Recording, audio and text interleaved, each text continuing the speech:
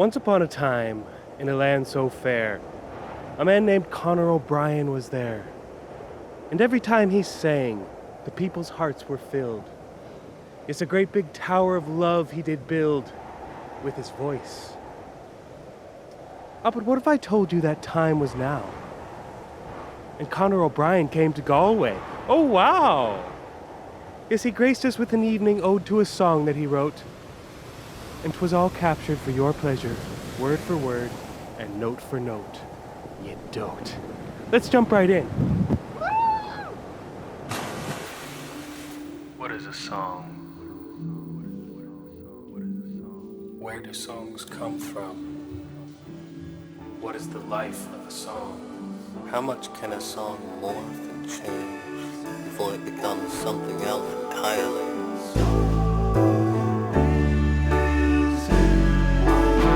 What is the essence of one song? This is one song. This is one song, this is. This is one song, this is one song, one song.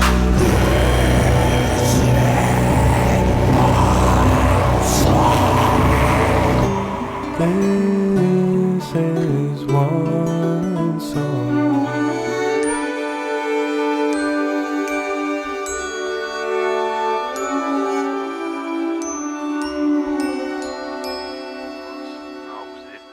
This is one song.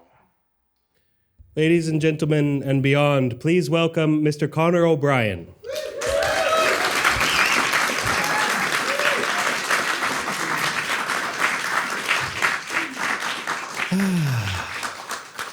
Hi. Cheers, Conor. Hey, Peter. Cheers. It's an honor to have you here. Yeah. Cheers, everybody. Good to be here. Nice one. Conor O'Brien, for those of you who might not know, probably most of you do know, has a project for 10 or so years now, 10, 12 years, called more. Villagers. And we're here to talk about a Villagers song called Nothing Arrived. But what I like to do, Conor, is first give people a bit of context as to how we know each other and how we met and stuff. Yeah. You remember obviously when we met. It was not that long ago. Yeah. Was that this? It was this year. This year. Yeah, in Ballymaloo, another love story festival. Ballymaloo, and it was you were playing right before, I think, and then afterwards we spent. I think we were up until about 6 a.m. talking about life and death and yes, everything in between. Yeah. So that was I think it was March of this year. And it's easy to forget now. I was saying this earlier that it's easy to forget now that this year started still in like lockdown. You know, it kind of feels like we're out of that now, across the fingers. But that time in March, that was one of the first gigs back for most of us, and for a lot of people coming. It was like a little mini festival, and I was playing, and you were playing, and I feel ignorant to say this now, but I had heard the name Villagers many times, having lived in Ireland for 5-6 years, but I still hadn't acquainted myself with the music. And so that night I did a performance, and then I went off stage and I met you, and I felt from the beginning that this guy's a nice guy. But then, so after I played, you went on stage, and I was sort of standing at the side of the room, sort of just relaxing from, winding down from having done a thing myself, but watching you guys. And I don't know if you remember, but it was kind of, the energy in the room that night was pretty scattered, at least for most of the day. The artists that went on before me had a lot of issues, like trying to hear themselves play because people were there to have the crack and to drink beers. For people who are listening at home, not in Ireland, because this is a podcast, people from not in Ireland will be listening to this. When I say have the crack, I'm not talking about the drug crack. I'm saying go look it up. It's an Irish expression, have the crack. But people were there kind of to have the crack and possibly to see you as well. So I had this feeling of like, oh my God, nobody cares about the music here. It was a bit of a struggle for a lot of the artists that day. So then you went on stage, and for the first time that night, the attention sort of started to drift towards the stage. So I'm watching this happen, seeing and hearing you for the first time. The power of the narcissist. Yes. Well, or the power of the music, or I could see that there was a reverence for the music that you've made and cultivated. There was a reverence there amongst the people, and I was witnessing that. And I had a very, I might have told you this before, but I had this really powerful moment. It was 2 or 3 songs in. You were kind of playing this song, and I know what song it is now, but at the time it was the first time I'd heard it. But you were going through the song, and it was growing dynamically, and it sort of reached this peak and this chord, and you hit a high note with your voice, and everybody in the whole room turned their heads, and everybody went, "Yeah!" Started clapping in the middle of the song. And I did too. It was one of these musical experiences that was so magnetic that I went from being sort of at the back, at the side of the room, I ran up to the front of the stage and I stayed there for the rest of the show. That's how much it drew me in. So yeah, and then we ended up, chatting that evening and having a good time, and we've met a few times since, and so that's how we are here. You were very gracious to accept today this you took invitation. me, or yesterday you took me foraging for the first time. I did take you foraging, which was fascinating. We found our food in the forest, which I've never done before. Right. Which was very exciting. We didn't find as much as I had hoped to find. It was enough, Peter. We were foraging for mushrooms, and I was certain a couple spots would be plentiful, and they weren't as plentiful. But I'm glad you were glad to be out there regardless, because I was frantically thinking, oh my God, I told this guy we'd find some mushrooms, and there's no mushrooms out here. But we did find a few. We made a nice mushroom risotto, and it was delightful. Yeah. Okay. So yeah, let's get to the song. I know that this song. So when I first invited Conor to do this, we didn't have a song in mind. So we sat down for lunch one day talking about what could be the song, and he wasn't sure what song to do. And I said, I asked you, is there any song of yours that like people have covered, or that other people play? And immediately a song popped into your mind, and it was this one. So that was how we chose the song. So let's go back to the very beginning, that as far as you can remember, and if you want to contextualize that with how the whole project started, whatever makes sense to you, to like what led you to the point where this song came about.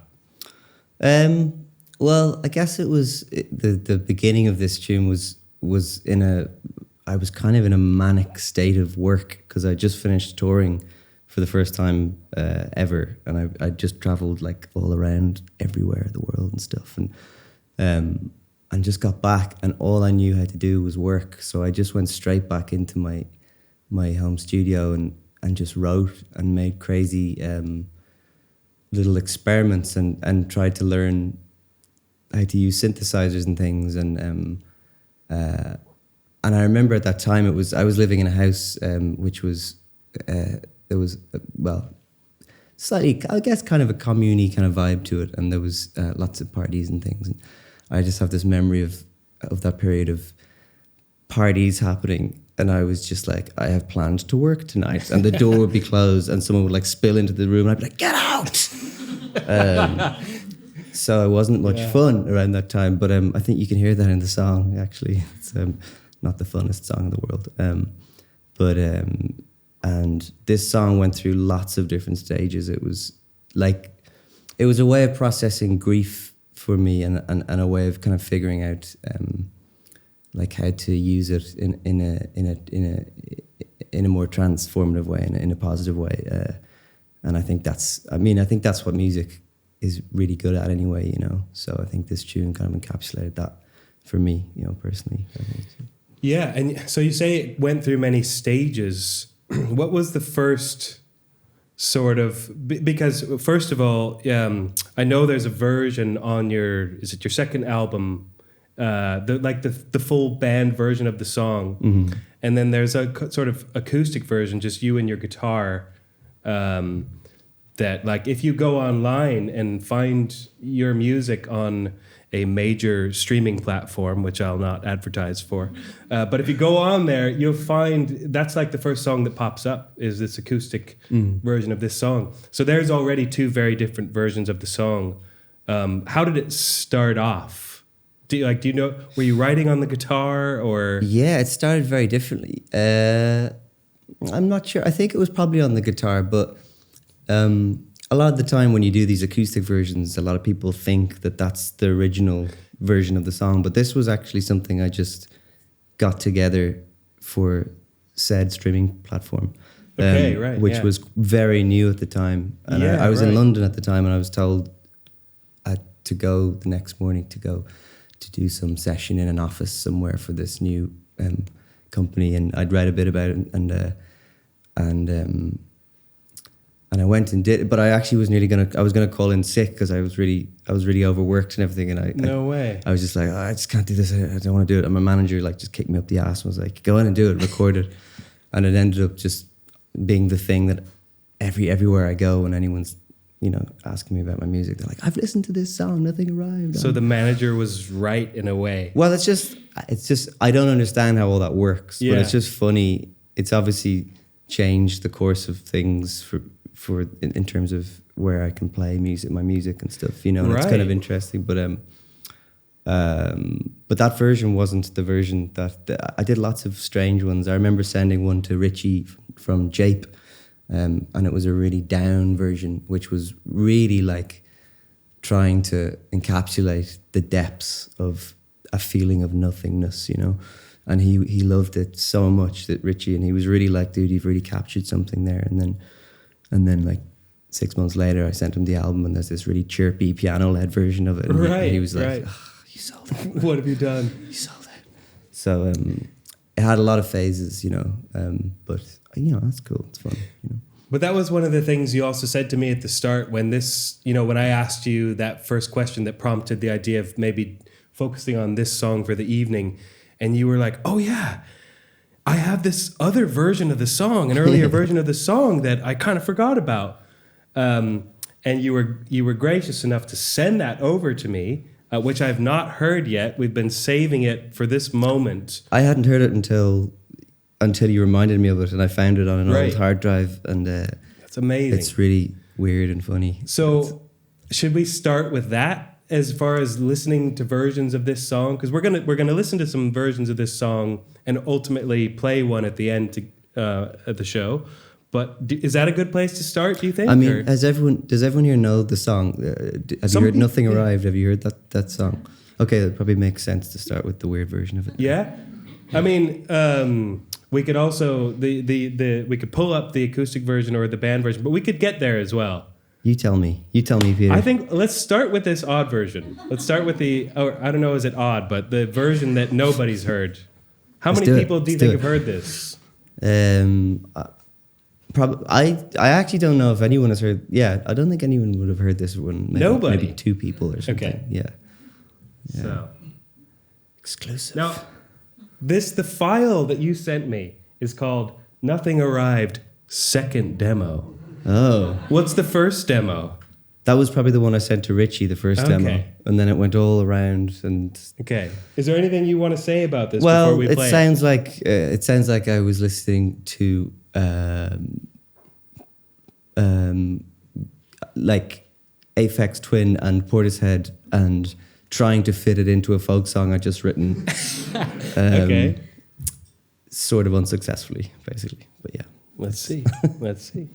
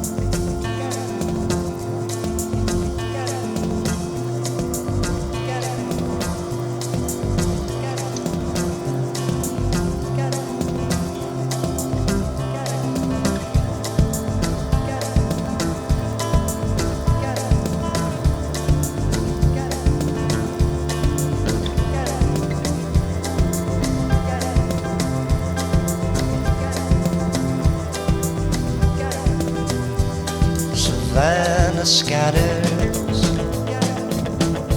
and the seabird sings. So why should we fear what travel brings? What were we hoping to get out of this? Some kind of momentary bliss. Something bit the bullet, Different lyrics. but there was nothing harm. Very melodramatic. It's yeah. Please return to your sleep. It's just a false alarm. 'Cause nothing arrived. Nothing arrived. Nothing arrived. Nothing arrived. Nothing, nothing, nothing, nothing, nothing, nothing, nothing. It's our dearest ally. It's our closest friend. It's our darkest blackout. It's our final end. My dear sweet nothing. Let's start anew. From here on in, it's just me and you.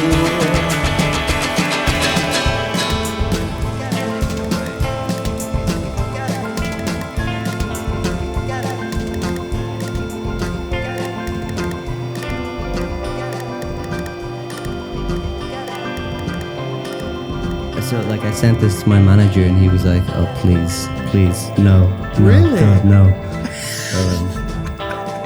Yeah, as you can imagine, it's like.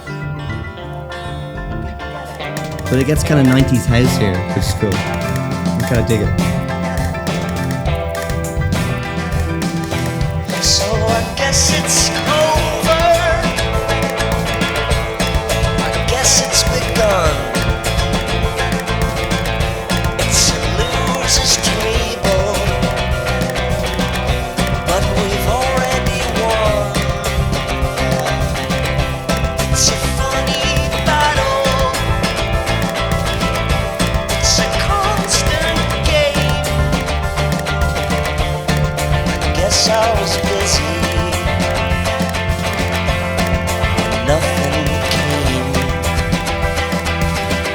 I said, I guess we were busy. But nothing came. Guess we were busy.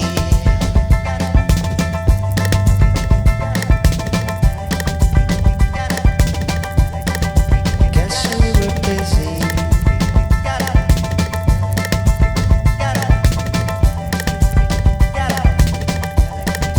Guess we were busy.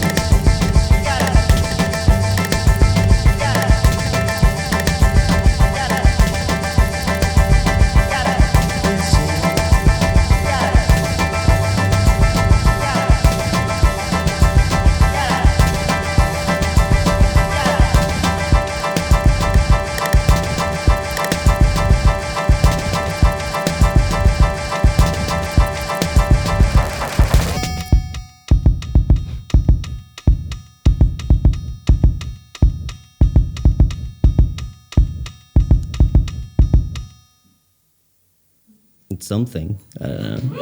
Yes. Yes. Yes. Yeah. I just have to say, regardless of how you, whatever you feel about that, how cool is it that we get to hear something, you know, that would normally not be heard, you know, that sits on an artist's hard drive. You know, who knows? I don't know. Maybe at some point, like I hope you have a long life. So let's say in like 70, 80 years after you've passed away, someone's going through your hard drives, you know, and they find that and they're putting it together on this bastardized sort of collections of the unheard material in their brain, maybe. Like, yeah. In their microchipped brain. Yeah. But I just, thank you so much for sharing that with us. Yeah, no worries. I can hear the influences that you spoke about. I want to talk about this comment you made though, about the manager. You sent it to the manager, and the manager was like, I know. It's just, I probably did. I think I send him a lot of things. He always gets, my poor manager, he always gets like a version of a song that he loves, and then 7 more versions after that, you know? And then he's like, please just go back to the first one. And inevitably I usually do, so that's kind of the funny thing. But I can't help but think when I hear that, like, because nowadays, with the way technology is, an artist can theoretically make a song and put it online themselves, right? Just without showing it to anybody first. Whereas it used to be, you know, in the old days of the music industry, you'd have all these record label executives, all these filters, managers. They would sort of police what makes it to the final line, you know. And of course, in one way, that can stifle creativity, but in another sense, it can be a useful filter sometimes to have someone from the outside being like, actually, you know what? Maybe that other version you did was better, or something like that. And I'm not even talking about this track, but like, I think I just wanted to say that sometimes, like, managers and labels can be demonized as trying to control an artist's creative output, whereas I don't often hear them being thanked and praised for actually helping to filter an artist's output.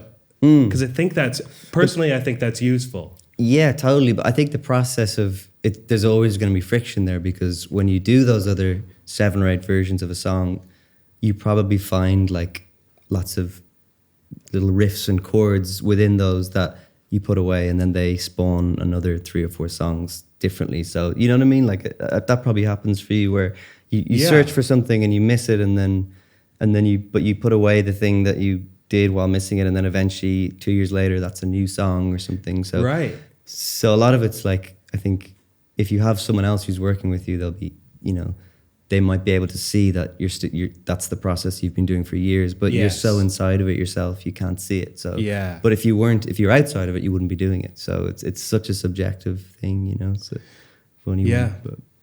Yeah, and when you are a creative person who's prolific and just likes to make stuff, I don't know, and I think most creative people feel like, because when you're creating something, anybody can experience this. You might be drawing something, or when you get that buzz of creating something new, it can feel so exciting, and you think, and you know, there are a lot of creative people. I feel this sometimes, like I'll be trying to create something and I get so excited about it that my mind goes wild at the possibilities and how the impact this could have, and just how I just get so in love with the idea. But I love all the ideas, you see. And if I were to share them all, it's like nobody would ever have time to ingest all that. You know, and if they did, they would go crazy. Yeah, like your filter is wrong for a while. Yeah, you can't filter yourself, really. So you're like manically making you need stuff. friends or a manager or somebody to bounce ideas off of. Maybe. Yeah, totally. Yeah. Other people is good. Yeah, community. Perhaps. Yeah. Going outside is good. Yeah. It's true. Yeah. So that was the second demo of Nothing Arrived. That's what. Yeah, so I actually didn't know that. Yeah, probably. It says second demo. There was possibly a version that you sent to your friend Richie before.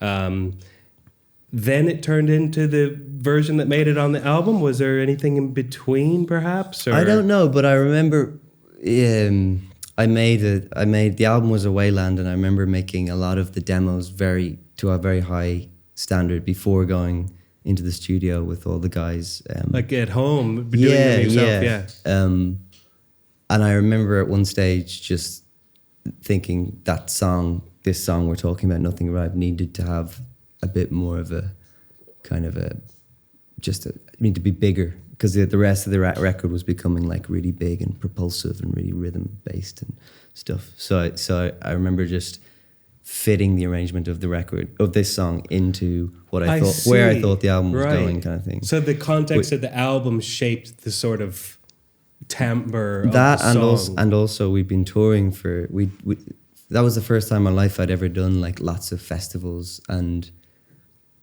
you know, as a sort of an introverted person, it's weird when you're suddenly just on all these big stages everywhere playing lots of festivals.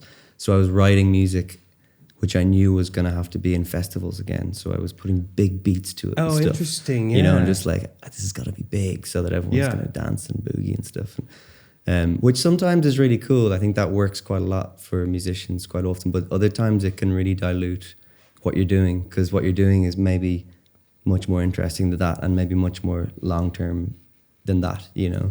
Huh. So I learned a lot. Yeah, I learned a lot doing it. But that's what's cool about having different versions of songs, because it can live. And that's kind of what I aim to explore with this thing is, what is the song actually? Because we have this idea of songs, they come out on an album, and we sort of think of that as the definitive version of the song. Yes. Whereas actually a song is much more fluid and alive than that. And like, that's just a version of the song. And this was another version of the song, and it's very different. And so I guess what I aim to explore is, what is the song? What's the substance of the song, you know? And so that's a very different musically, and even lyrically, there's some different lines in there, but there's still something in of what you spoke before of transforming that grief into something like, positive. That's the core of the song. Like for when I sing it live, that lyric, my dear sweet nothing, let's start anew.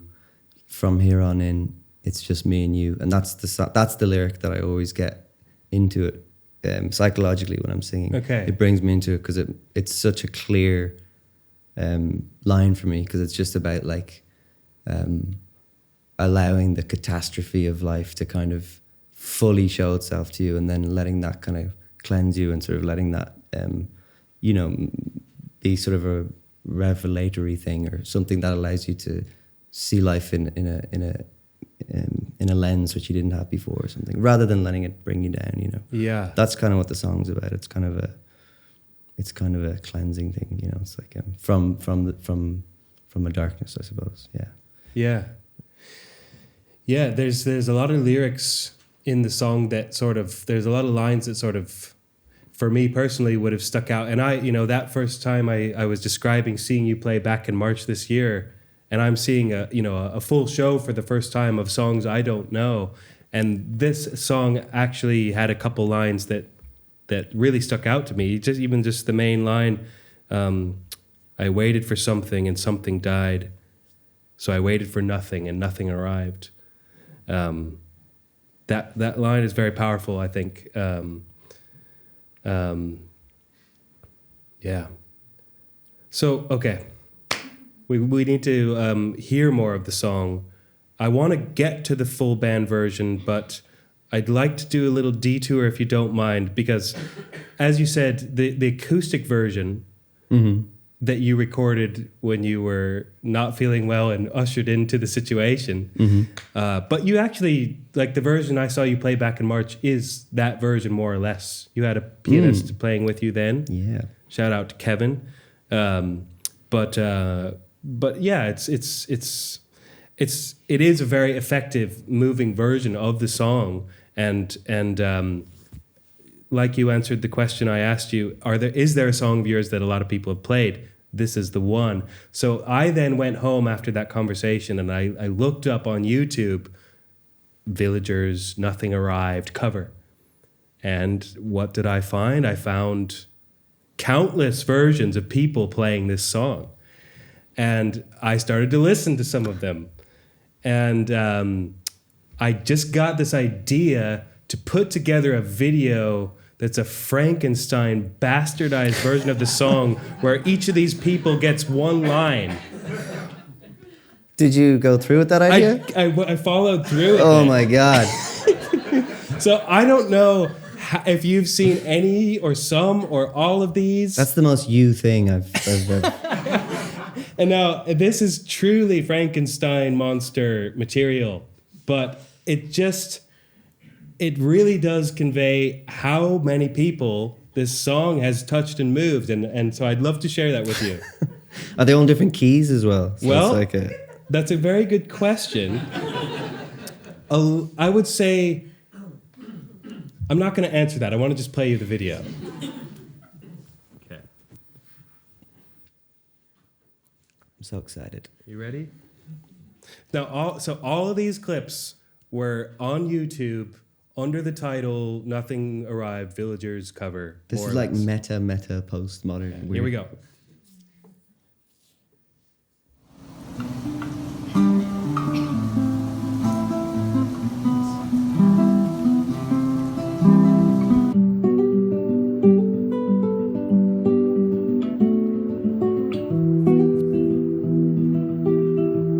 Savannah scholars,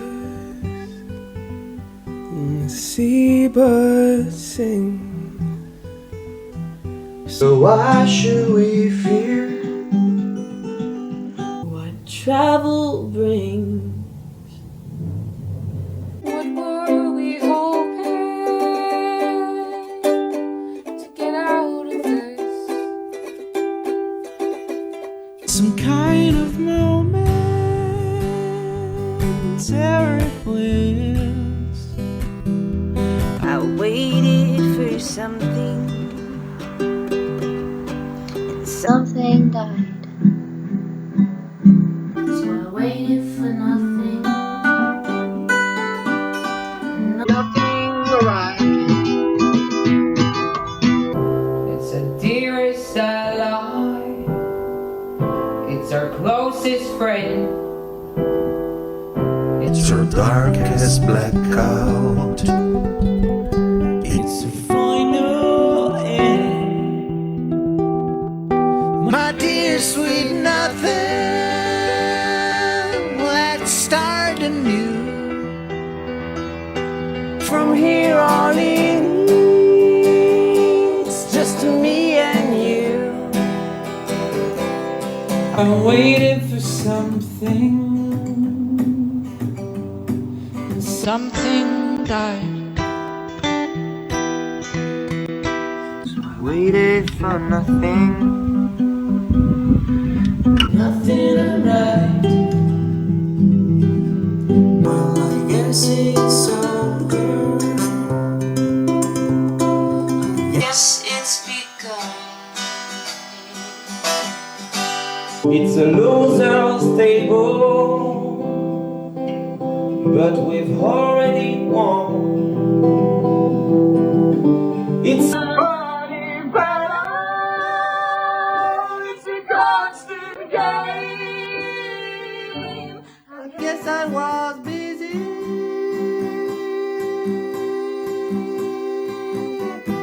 when nothing arrived. I guess I was busy.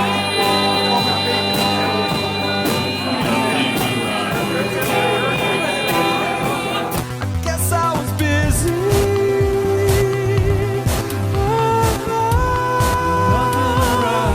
I guess I was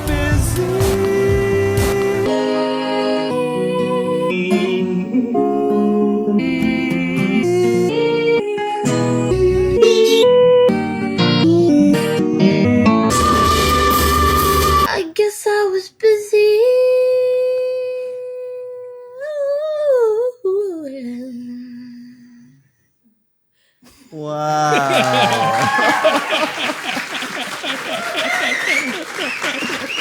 Oh man, I had a little tear there. I was like, holy shit!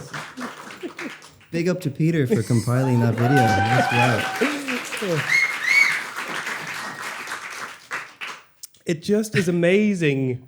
I don't know. I just was blown away by sitting there watching all these people in their living rooms in their van playing this song. And you asked, are they all in the same key?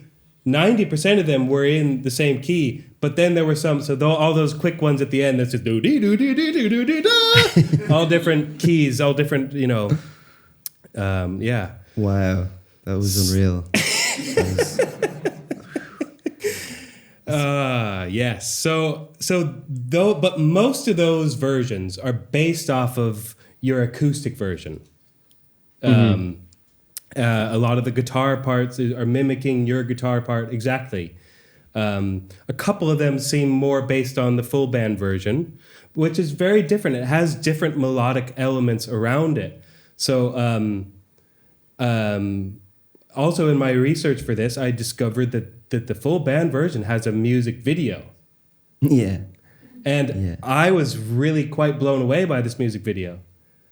Very talented director. Right. Yeah, okay. yeah. I'd love to play that music video along with I know people who are listening to this later might not see it, but the song is there as well, and you'll hear that as well. So don't feel like you're missing out if you're at home just listening. But yeah, tell us about that music video and how that came about, and maybe don't tell us the premise because we'll watch it. But like, how did that happen? I'm just trying to think. Was that? Oh yeah, it was the same. It was this amazing director who we used to do the first single from the same album, Awayland. Okay. And it was the single called The Waves, and I loved what he did. He was obviously a Kubrick fan because everything he did was just harking back to Kubrick, and I'm obsessed with Kubrick as well. So I asked him to do this video as well, and we shot it in London, and it was just meant to sort of represent he wanted it to sort of emphasize the kind of mundanity of everyday life, and we decided on this character. There's a line in the song, some kind of what are we hoping to get out of this? Some kind of momentary bliss. So we called the main character Terry Bliss in the song. So he's kind of walking around with his suitcase, and he's obviously quite unhappy with his life. Yeah, I don't know. Was it shot in Dublin or? No, London. Yeah. Sorry, London. But yeah, it was a trip. I mean, music videos are always tough because you have a certain dream of the song, and it's in someone else's hands. But I think this guy did a great job. As far as music videos go, I personally thought this one's really good. Cool. Yeah. So no pressure to enjoy it or anything, but let's check it out. But so this version of the song though came before the version of acoustic guitar and singing. Is that right? In terms of the people hearing the song, is that what you mean? In terms of your creative process. Or was it actually a simple guitar song before all the layers got added? I think this version was like the final version that I figured out before it was recorded for the album. Yeah. Okay. But and then I figured out the it certainly was after. released long before the acoustic version. Yeah. So okay, I'm gonna just move a little bit over here so I don't have to kink my neck to watch this because I want to see it myself. But here we go. I wonder if it's possible to dim those top lights just so we can properly see this. Jono, is that a possibility? I hate to get Jono to move. Give it up for Jono, everybody. He's on the cameras.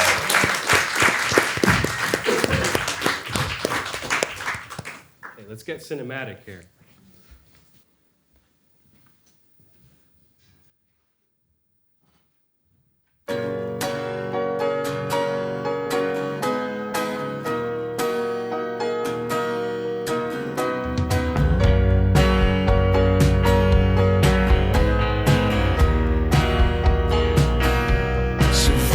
Scatters and the seabird sings.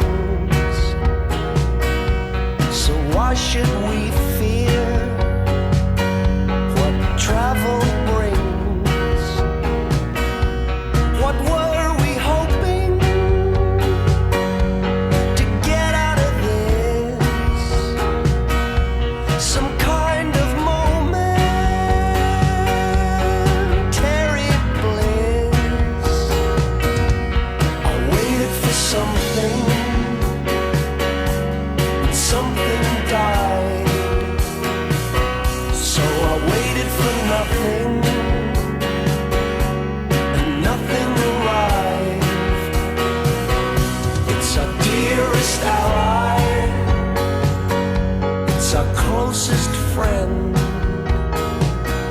It's our darkest blackout. It's our final end. My dear sweet nothing, let's start anew. From here on in, it's just me and you.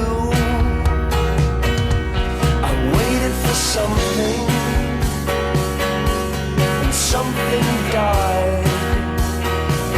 So I waited for nothing, and nothing arrived. Well, I guess it's over. I guess it's begun. It's a loser's table, but we've already won. It's a funny battle.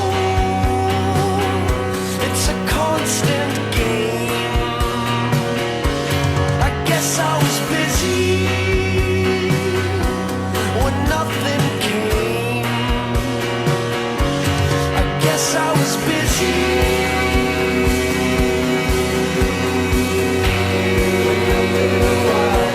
I guess I was busy when nothing arrived. I guess I was busy when nothing arrived. I guess I was busy.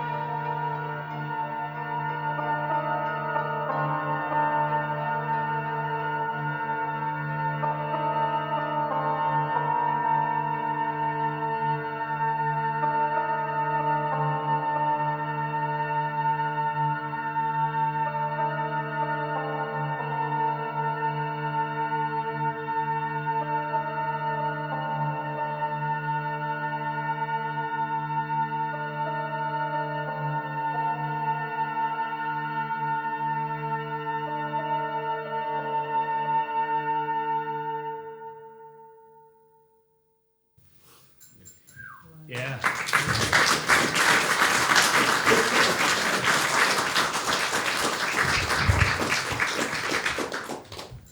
It's a bit depression mode. It's stimulating as well, though, and I know this to be true from others aside from myself because I had a look at the comments below that video, and it prompted a lot of discussion amongst the YouTubers. I thought I might share a few highlights with you. Please.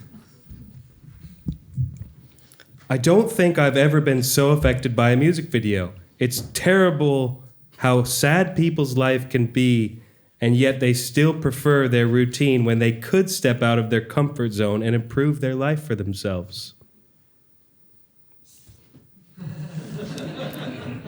I think the realization that he no longer had to live the life he was living terrified him.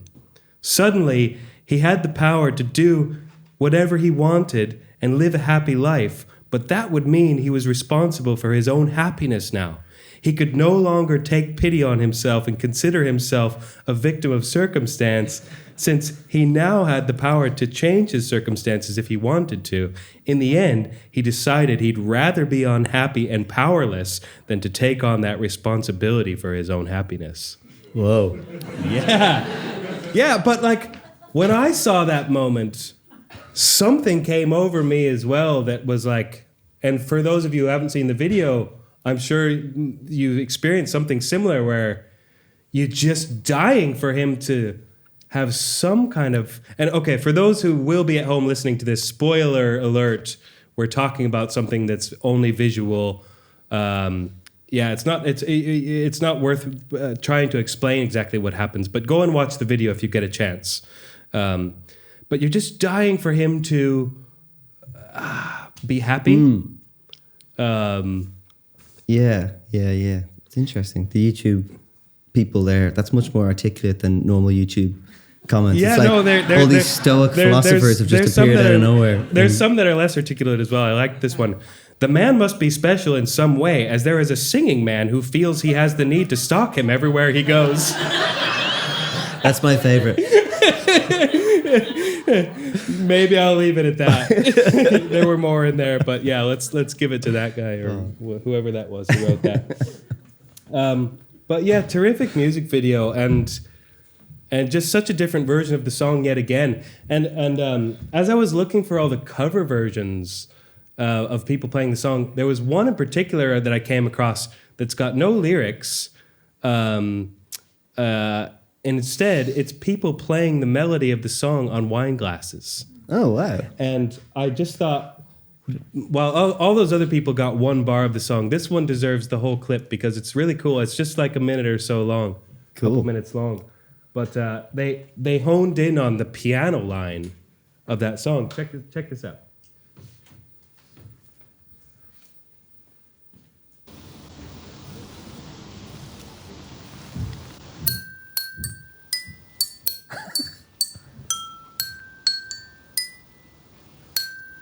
Is this you, Peter? No, it's not me. I wish it was. That'd be cool. There's a big basket of chanterelle mushrooms just over there.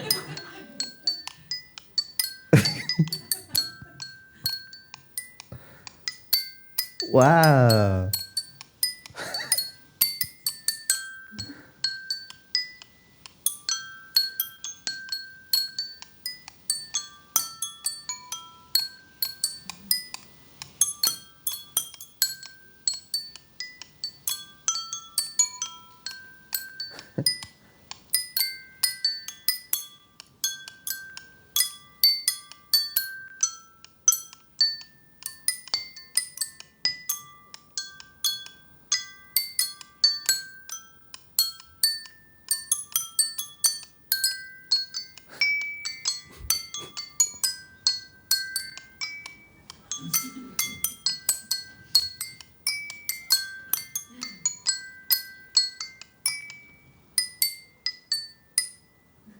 Hey. That's pretty cool. It's cute. No wine arrived, exactly. Only water.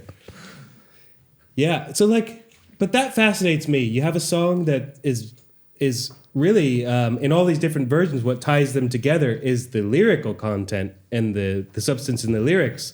But then you have a cover of the song that's just about the melodies and the music.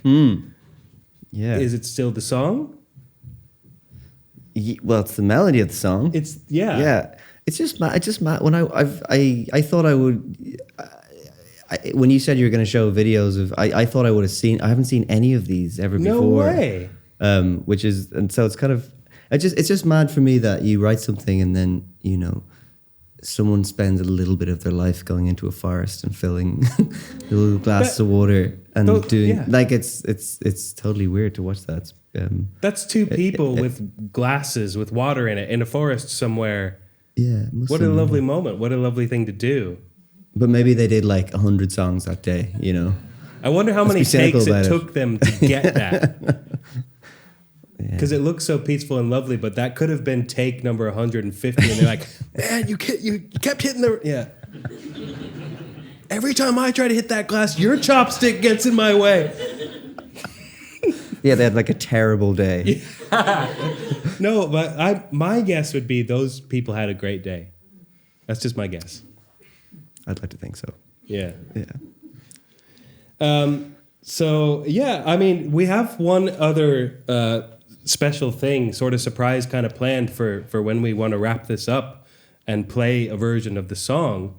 But I'm just curious, is there anything else that comes to mind in relation to this song? In all the years you've performed it, is it a song that you still perform in most of your sets, would you say? Yeah, pretty much all of them. I don't know if I've missed. I think it's pretty much been since it came out. It's been in every single Villager show, and it's been really. I'm not lying actually at all, and even a little bit when I say like it's still really satisfying to sing. Great. It feels like there's something. Like I'm gonna be really happy to sing it for a long time, you know. Oh, it feels, but also there's new elements have appeared in it with different players have kind of crossed through it, and it keeps kind of developing and growing in very subtle ways, which is really, really nice. And there's always a moment in the show when the whole room. It's always that bit you're trying to achieve when you're playing music in a room full of people, where it doesn't feel like you're the ego emitting your songs to the people. It feels kind of like we're all just celebrating. It sounds really trite to say, but it is that thing you're trying to achieve. We're all celebrating music, and we're all celebrating the ability to sing songs together and stuff. And that is the song that kind of does it quite often in the shows. Yeah, As we could see with all those people playing it, you know, they want to embody the song themselves. And that's beautiful. But it's also great that you still have a good relationship to the song, because I think of people like Bob Dylan who, you know, people go to his shows now and they want to hear him playing The Times They Are A-Changin' on an acoustic guitar, and he's over it. You know, he doesn't want to, he's notorious for... He doesn't give a fuck. Yeah. So, it's great that you could retain that positive relationship with the song. I hope that continues. It's kind of a pop song, really, though. I mean, it's just, you know, it's got a formula which is quite that second obvious, demo you know. wasn't really a pop song. Yeah, well.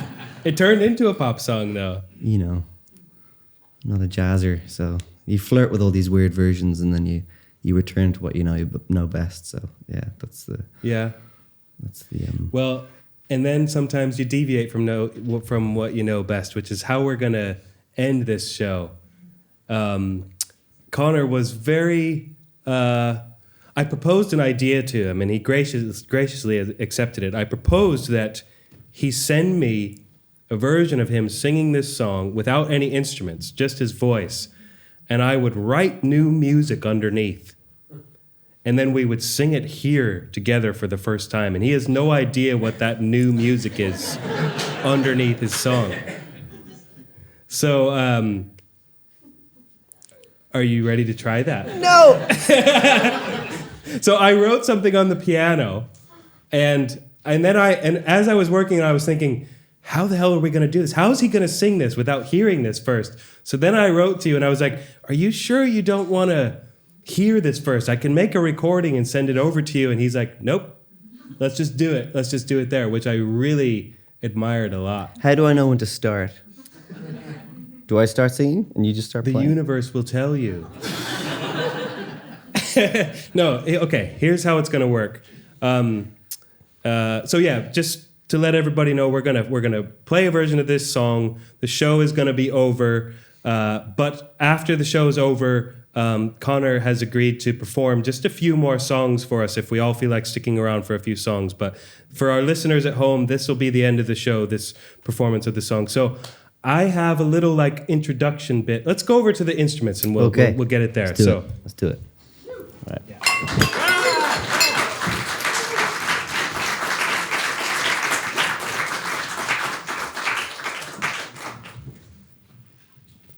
All right. Yeah, we'll just get some light here. Nice one. Thanks, Jono. Okay, so is this guy on? So I have a little introduction. So here's our key, by the way.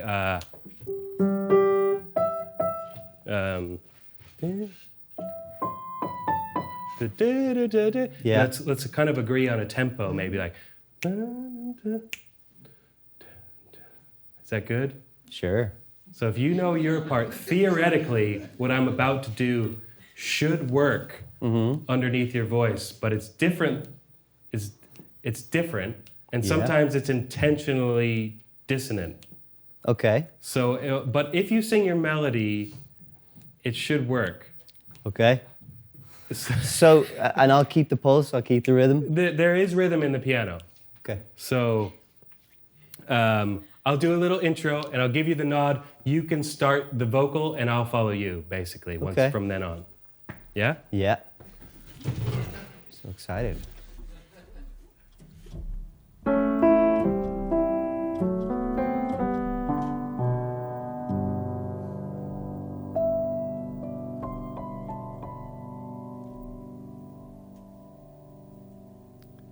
Savannah scatters and the seabird sings. So why should we? Oh fuck! One more time! From the top. I'm getting too interested in your chords. This is great. Split my brain.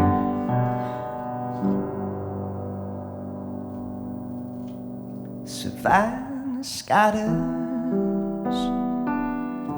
and the seabird sings. So why should we fear what travel brings? What were we hoping to get out of this? Some kind of momentary bliss. I waited for something, and something died. So I waited for nothing, and nothing arrived. It's our dearest ally. It's our closest friend. It's our darkest blackout. It's our final end. My dear sweet nothing, let's start anew. From here on in, it's just me and you. I waited for something, and something died. So I waited for nothing, and nothing arrived. Guess it's over. I guess it's begun. It's a loser's table, but we've already won. It's a funny battle. It's a constant game. I guess I was busy when nothing came. I guess I was busy.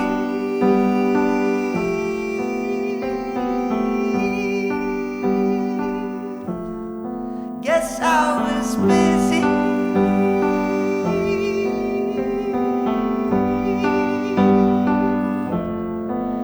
I was busy.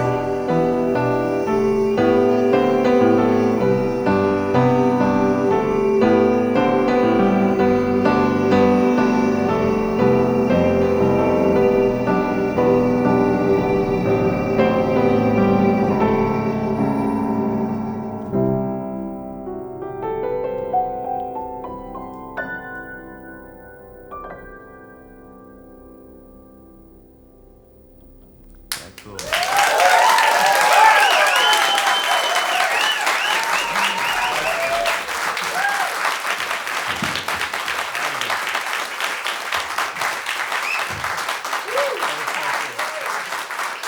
Give it for Peter, everybody.